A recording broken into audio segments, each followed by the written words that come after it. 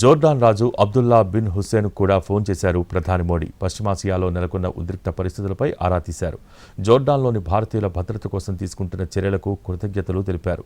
Gulf రీజియన్లో శాంతియుత వాతావరణం నెలకొనాలని కోరుకుంటున్నామని, అందుకు అవసరమైన సహాయ సహకారాలు అందించేందుకు సిద్ధమని పేర్కొన్నారు.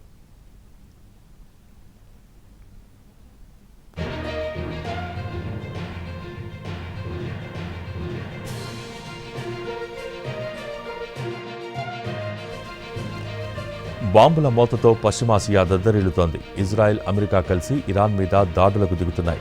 ఇరాన్ కూడా తగ్గేదేలే అంటూ ప్రతి దాడులు చేస్తోంది. ఒకవైపు ఇజ్రాయెల్ మీద అటాక్ చేస్తూ మరోవైపు యుఎస్కు మద్దతుగా ఉన్న గల్ఫ్ దేశాలపై దాడులు చేస్తోంది.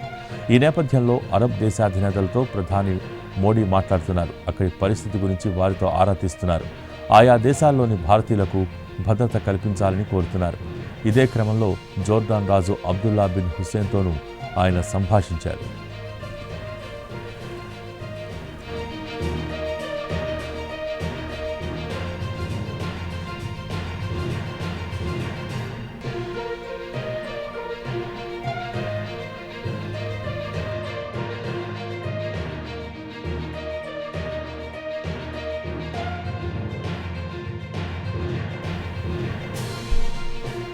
ఇప్పటికే బహ్రెయిన్ రాజు హమద్ బిన్ ఇసా అల్ ఖలీఫాతో ఫోన్లో మాట్లాడారు మోడీ.